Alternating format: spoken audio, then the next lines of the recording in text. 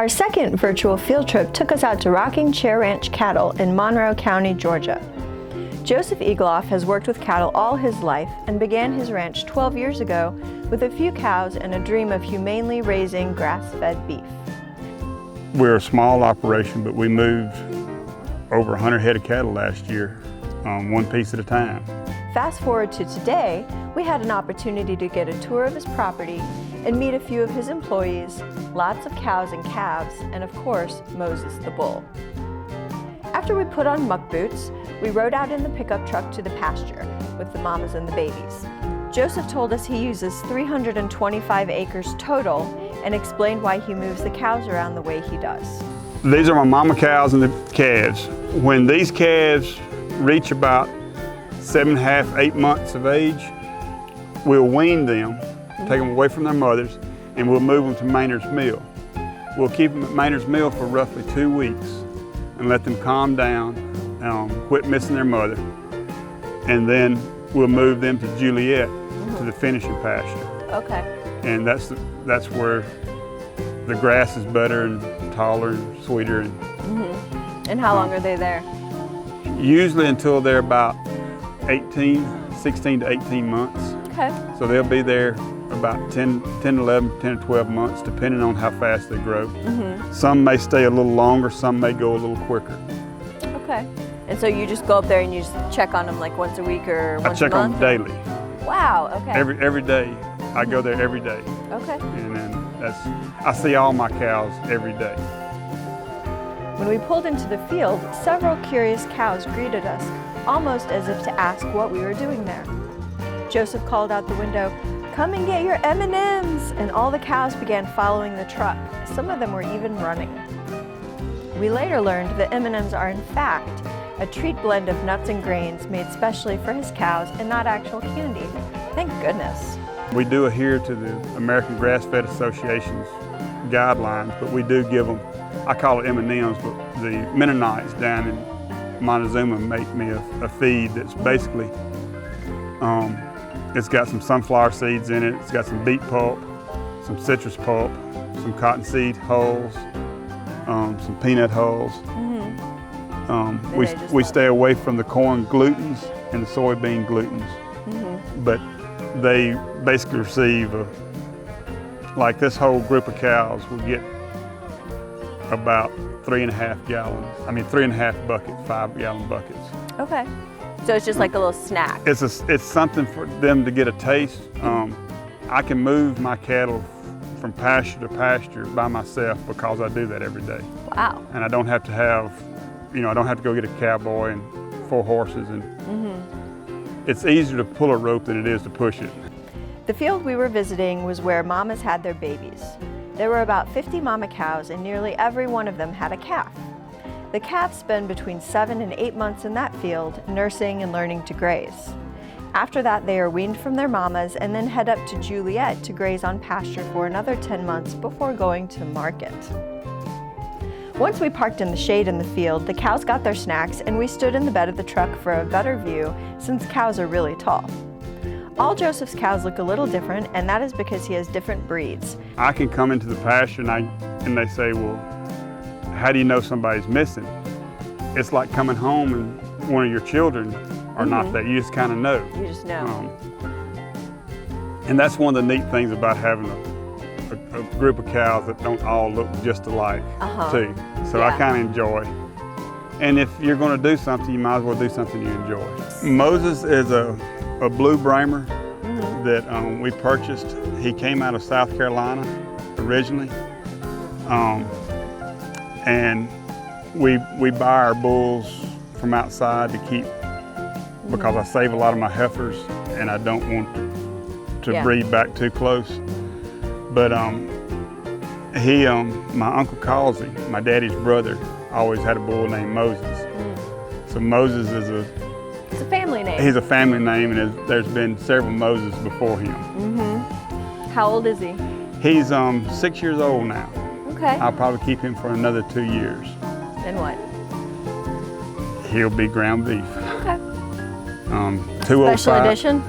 205 before him was a bull that I loved dearly, but when he got older, and they have a hard time getting up and down, I had rather humanely process them than to let them go to waste and go and suffer, and find them where they can't get up or down in pasture. Absolutely. But Joseph says he picks breeds that don't mind the hot Georgia weather, and these are his favorites. a lot of people try to keep their calving season either in the fall or the spring.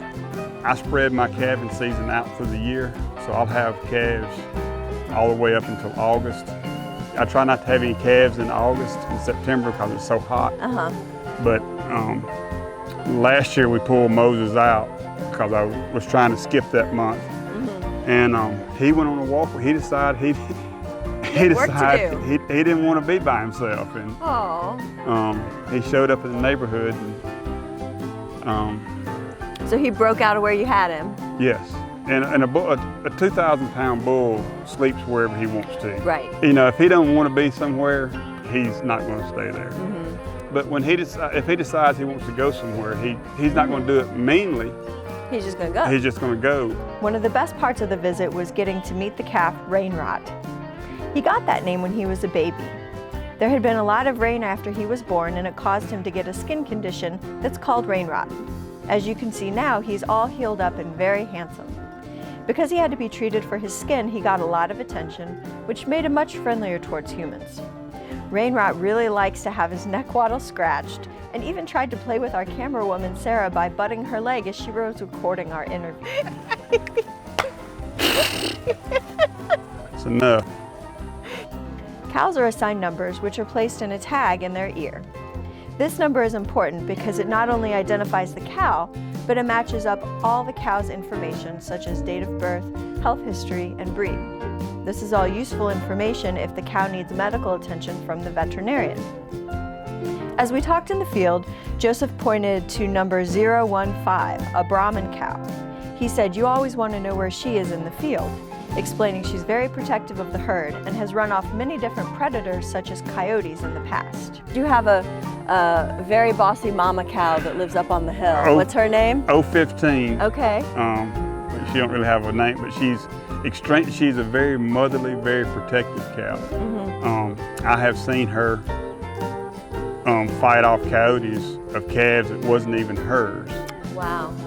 I have seen her run people out of pasture because they got too close to somebody else's calf. We were told we always want to know where she is. You always need to know where she is. And it's usually not that hard because she usually is looking at you like you owe her money. I was sure she was listening to us the whole time because she kept watching us. When I asked how Rocking Chair Ranch got its name, Joseph told us this. In 1970, my daddy and my mother was looking at a farmhouse and a piece of land that joined our piece of land. And my daddy told my mother that they were going to buy the house and sit on the front porch and watch the kids play in the yard. And he said they're going to name it the Rocking Chair Ranch. Well, fast forward about 10, 12 years ago when we came up with the thought of having a beef business and selling directly to a consumer. I thought, well, I need to name my ranch something, even though it wasn't, I had 12 cows then. And I didn't want to call it Joseph's Beef. And I talked to my mother and she felt like it'd be fine, so I stole my daddy's name and we called it the Rocking Chair Ranch Cattle. It's kind of funny, I'd never heard of Rocking Chair Ranch Cattle until I named mine Rocking Chair Ranch Cattle, and now there's Rocking Chair Ranch Cattle that were older than mine, but all over Texas and Oklahoma and different places, so it's kind of a common name, but it has a very deep meaning for me. We got back in the truck and took a very bumpy ride back to the main part of the ranch. But I didn't want to get stuck this early in the morning.